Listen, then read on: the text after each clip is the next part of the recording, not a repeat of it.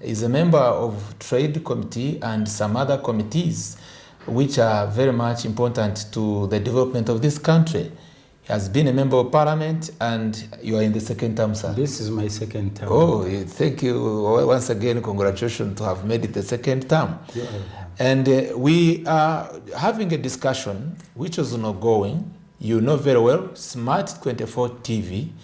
Our agenda and our continuous effort is to ensure that we teach, we inform, but above all, to analyze issues that happen in the country together and be able to contribute to the growth of the economy, to the development of the economy, and as we normally state it, driving business.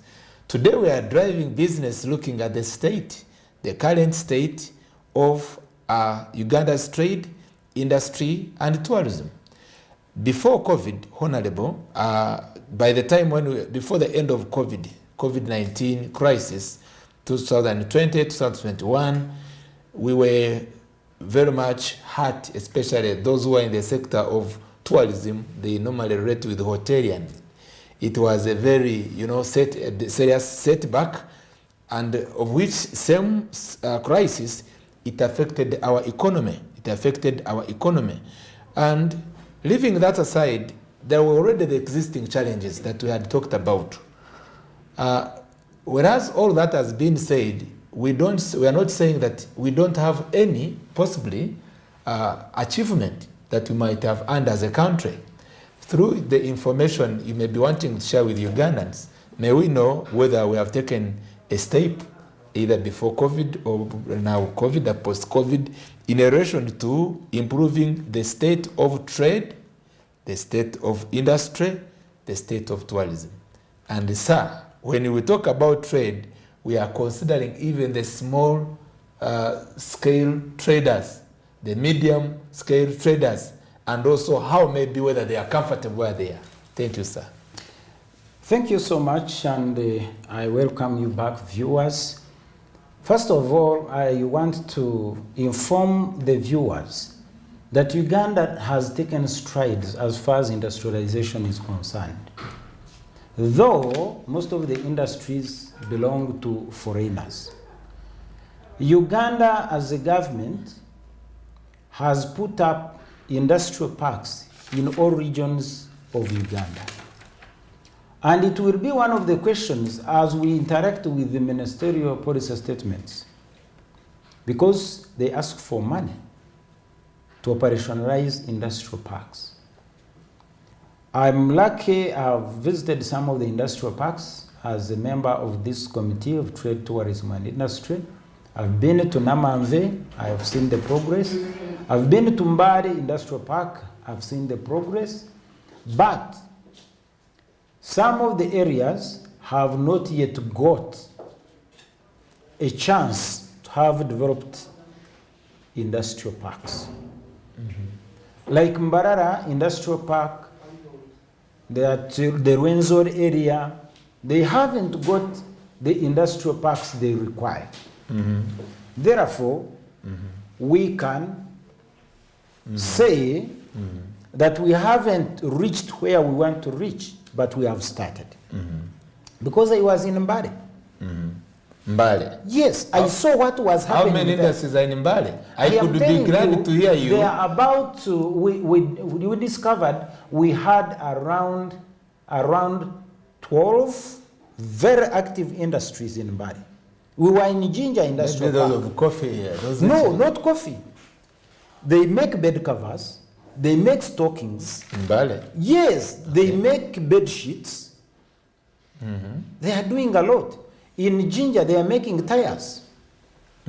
They have started making tires. And when you look at tires, we've been importing tires for so many years. That is the progress. Though I am not happy with the pace. Wait a bit, Honorable. Yes. We have 21 sub-regions. Yes. 21. We are talking about regions. Yes. Sub-regions, not 20. We are 20. Now they are 24 days. They were 22, then 24 with the other ones they were adding, but the constituent ones 22. Yes. And the industrial park, according to the promise, you talked about a point which I will not repeat. I will not repeat again. You said we must always be ready to differentiate between political ideology and economic ideology, yes, which is a very sensitive statement. Yes. But still, we continue to know that politics drives the economy, and also the economy at the end of the day drives politics. So yeah, they are inseparable. And now the promise which was to, among the 21 sub-regions to 22, we were expecting, including Kabale, where I come from, yes, to be having industries including like iron ore industry. By that time, I had a member of parliament. He was at first a good outspoken member of parliament, Honorable Sarapio Rukundu. And the promise was to have, that is 15 years ago, that's 2005. So we knew that we were going to have at least like in Kigezi, Kabale, iron industry. And maybe if every sub-region or district, if not sub-region, were to have this industry, then we could be doing better. You have talked about, we appreciate you have talked about Mbale. If at all you are available, you have some available statistics, how many industries so far do we have? Because you see, in the future, that's what we will be desiring to know. And we have not had this. That's why I'm concerned as an analyst in this program. We need to be knowing how many industries do you have as a country, how many industries the country wants to build, and maybe what has been the challenges. I know part of the report is there, but it doesn't always come out rightly. And yet we have ministers of trade, we have ministers of industry. What is your take? What exactly is happening? Do we have the industries in Uganda? You see, when you ask me, do we have the industries in Uganda?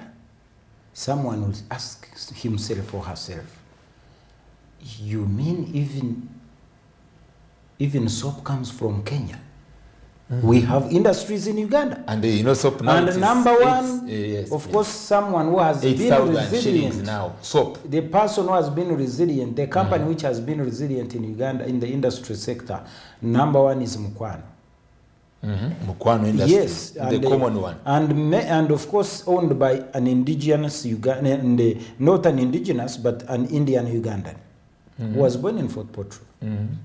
And remained here even during that turmoil of Amin. He was hiding among the people of Toro, and he remained here. So we have industries. The number, I might not give you the number today. I'll need to do research, but we are not having few industries at the moment. And some of them are not registered. Let's go to They are very small. I will do it this way. Yes. In Angola, how many industries do we have? Angola sub-region. You see, I might not give you Ankole sub-region, because in Ankole sub-region, because we may go sub-region. Most of them are in Barara, in Ankole sub-region. In Ntungamo, when you go there, you'll find very small ones which have not been even registered. You go to Ujiri the same way. So I can't give you the number now, because most of them in that region are not registered. We have big ones, like those ones, which deal in dairy products, was of course starting from Mbarara up to Riantonde, up to as you go to Riantonde. You can say up to Riantonde, because people know Riantonde more than they know Akageti, where those industries stop. So basically we have dairy industries. The rest cannot be termed as industries. So we have very few at the moment in Western Uganda, in Ankole region, and the same applies to other regions. So at the moment, most of the industries are here in Kampala and Jinja.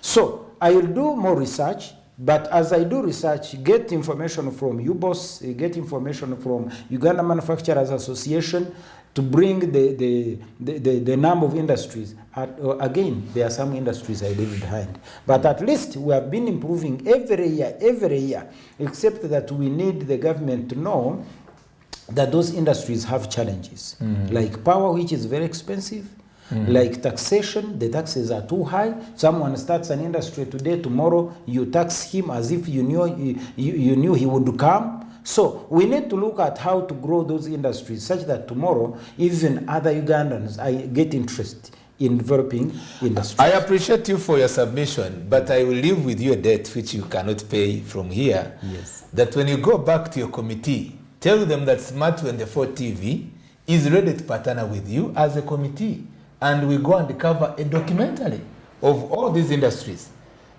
all this small scale and large scale, and the registered and unregistered. Then we bring them back here to Uganda and say, these are the industries we have.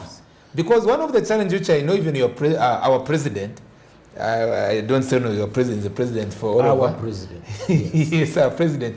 Is that he says But that my chairman. That you are your chairman. Yes. He says that you have done great, but you don't bring information. Yet Smart 24 TV could want to bring the information that you are saying is in the field here. So please, the debt is unresolved. You need to partner with the Smart 24 TV, and we go to know a number of those industries you are talking about, so that the next time when you are talking as a member of the committee, you say, these are the industries in Acholi, these are the industries in Irango, these are the industries in Busoga, so that we go with evidence. Because the Uganda, we are still indebted, and there is a lack of that stimuli to stimulate Ugandans to be part of the production sector, and especially in value addition. One question. We go back to the number of the challenge which we talked about in our first session. We have not supported the small scale industries and the medium scale industries for the local populace, the local investors, and yet there is an agency, the agency which is Uganda Investment Authority. Yes. As a member of parliament and as a fellow citizen, we fail to know why it is happening, and it has happened over and over again.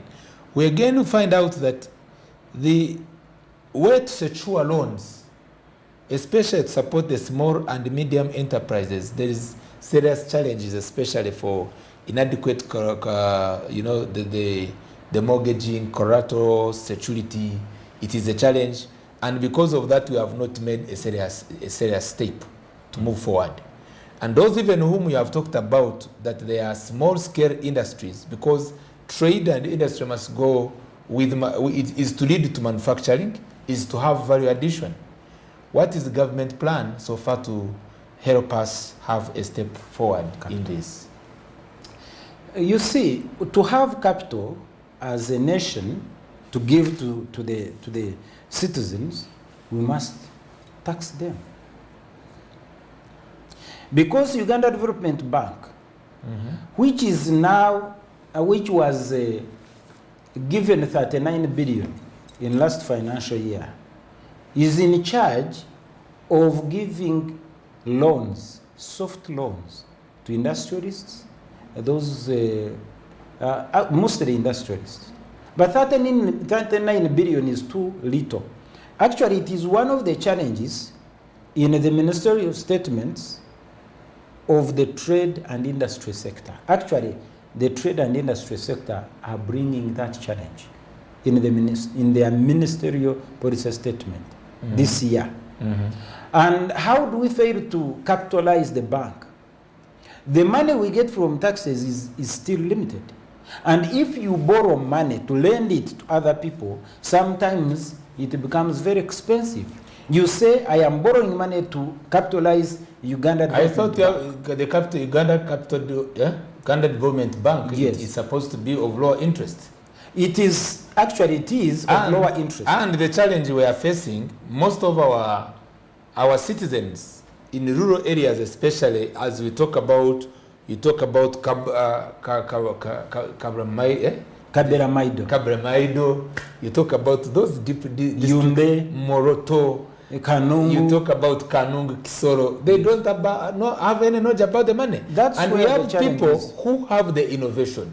Yes. What are you doing faster as a committee to ensure that this challenge comes to the end? You see, number one is what I started with. The money is so much limited. 39 billion every year is not enough for Ugandans. Even these big industries, like the person who has started producing medical gloves, he looked for money Mr. Kavuya looked for money from UDB, Uganda Development Bank, but he couldn't get it. If now such a big industrialist can fail to get money from UDB, what about someone in Ntungamo who wants to start an industry? It is not yet simple for Uganda to give out loans to those people. So the best way would be to create more loans. The government has created another avenue in the microfinance support center. Someone who is willing to start an industry or any project can go to microfinance support center and get money and pay the interest of 12% per year. But it is still high. But that is too high. It is still high. It cannot support. So the government has been trying to create avenues of people getting capital, but it has not succeeded to the extent we require as Ugandans. So, as a Committee of Trade, Tourism and Industry, we shall keep on agitating for government improving chances of Ugandans getting soft loans. Number one is UDB, Uganda Development Bank, except that it has not been doing well because we gave it money last financial year, and instead of giving it to the industrialists, they fixed it to make profit. And we asked, where are you going to take the profit? Because when we give you money, when you allocate money, you will not say that we made profit out of it. So where are you going to take the profit? So we are not happy with them because they did not give, little as it was not given out to the industrialists. But at the moment, we have, of course, microfinance support center, but again, it doesn't have enough money, which means we have to use other ways, maybe through exporting more, and we get more foreign exchange, such that we can capitalize our bank, UDB, we can capitalize export this microfinance support center, and with the investment authority you are talking about. What are you thinking about as a leader?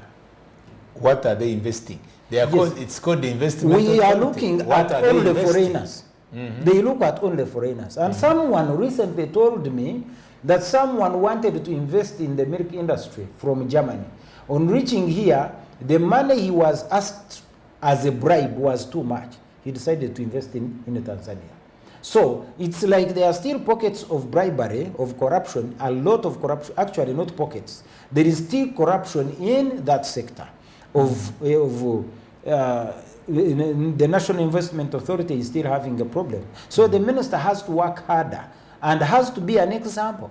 Because if you say investment and you are looking at all the foreigners, then Ugandans are being left out. Secondly, when a foreigner comes and he wants to invest, and then you ask for a bribe, again you are bringing a challenge. So, as I told you, we have to speak. So now I have spoken that there is still corruption in the authority. So when I speak, some people will be unhappy with me, but I have spoken. What want to happen is, with your power, I also have the power of the citizens. I agree, but you have more power than my own. You can even cause an investigation by the IGG, because the IGG is an institution, and he said this is the information that we have, and this must stop.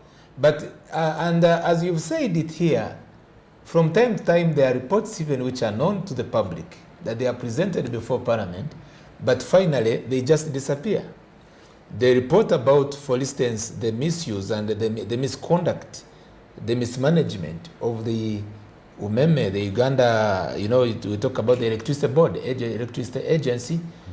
And while I was in Parliament and part of a committee as a technical person under the Ministry of Energy, it was found out when we visited a number of new stations, electric stations, that we had much more of the electricity production centers than what was being used. And in fact, dear viewers, this is just free information to share with you, that the country had invested loans, because that's one of the things that are affecting our economic growth, is that Uganda, we are engaging much more in the loans, the debts, which wouldn't be bad in its instance if the loans that we acquire, the debt acquisition of the country, the national debt acquisition, is equal to the benefits we get. And one of the examples which I found out, and I would like to hear from you, sir, to the viewers, is that electricity production by a number of agencies apart from UMEME seems to be high. Uganda is having much more electricity, but yet road shedding is the order of the day. And we are talking about manufacturing, production, export. What is a mismatch, Honorable? If it is not known to you, would you help us and do an investigation that will help Ugandans to come out from this saga? First of all, maybe what you left out is that the power in Uganda is very expensive because of what happened. The public-private partnership Uganda entered into with the Aga Khan Foundation. They asked the Aga Khan Foundation to set up that power station of Jagari, and it is big. So they agreed that we are going to be purchasing power from you, and even the excess. So at a certain point after finishing the dam, we had forecasted to use all that power, and we couldn't. So we are paying for excess power produced by Bujagari Dam at the moment. There's also UDEC. So it becomes very expensive. UDCL is in charge of regulating those companies working with electricity. Then we have also other dams which have come up, which means at the moment we have more power, but at the same time very expensive. Why road shedding and why should power be high? Very high. It is very expensive because of the agreement. Because it has discouraged and reduced the morale of those who should have joined into the manufacturing chain. I agree with you. Some people have been discouraged. Actually, most of them. But the agreement done between the government of Uganda and Aga Khan Foundation to do Bujagari Dam had challenges. First of all, it became very expensive. And you know why it becomes very expensive? You know that the government officials bargain upwards. They don't bargain like you. For you bargain downwards. For them, they bargain upwards. That was the first challenge. The second challenge was now producing more power than expected, than we can consume. And we have to pay for excess power. Thirdly, you have the problem of load shedding, even when we have more power. That is the weakness of our people. They do load shedding. It is actually not load shedding. Usually, they have technical problems. And when there is a technical problem in a government which has civilized well, if there is a technical problem, it is sensed, and the people who are supposed to be working on that problem immediately go and work on that problem. They have loops they have created such that if a problem happens here, we touch here. When a problem happens here, we touch here. But we don't have the committed people at the moment. Not yet. Because you'll find that we don't have patriotic. No, people are not yet patriotic. Those who are in a position of responsibility. A problem happens. If I am working with Umeme and I'm in charge of those technical issues, a bell should ring on a gadget I go with at home that there is a technical problem somewhere. I don't need to wait for my supervisor. The bell will ring where I am, and it will ring where my supervisor is. And all the people, the technical team, will know that there is a problem. And we shall be having standby vehicles. Fuel will be there. We're going to work on that. So the honorable member of parliament is calling for commitment. Yes. And he's starting with himself here. Yes. And he's going to go back the committee and say, people, let us be committed. But he's also calling upon you, wherever you are, because the job you cannot do it alone. He's saying, let everybody be a monitor of the other to ensure that we can have a country that is fully committed to deliver the service of the people. And we said, Honorable, things should not remain more of the same. I should not be born when we were buying clothes, second-hand clothes. Now I'm 44 years old, 43 years old. And it was just, recently when I had my birthday, right, on 1st. And again, up to this age, 40 what? How many years? We are still going to the market to buy second-hand clothes. By the grace of God, maybe I'm no longer going for them. But that is very dangerous. The larger population of Ugandans, they are paying money on the second-hand clothes. Our commitment should change. Again now, dear viewers, as we draw close towards the end, we were interested also in tourism. The reason why we're interested in tourism is to enable you outside there that Uganda is a potential country for tourism. How best can we improve both the small scale industry, the small scale tourism centers, those especially hotels, those which are dealing in hotels, and also solve the current challenges that is being faced by tourism, if maybe is known to you. Thank you. And you will give. And the solution is one. The National Development Plan we are following now says we should give 21% of the budget of tourism to marketing our tourist sites. And last financial year, yes, we gave marketing only 14. You have 2 minutes to conclude. Yes, sir. Yes, we gave around 14%, which means even we have not done enough as Uganda to follow our GDP, National Development Plan. So if we increase the marketing of tourism, we shall get more tourists, because it is known world over that Uganda is a very great tourism destination. So what is your encouragement to Ugandans who are investing much more in tourism, as you give your last word to the viewers? I encourage Ugandans not to get to not stop investing in tourism, because as a committee in charge of tourism, as we look at this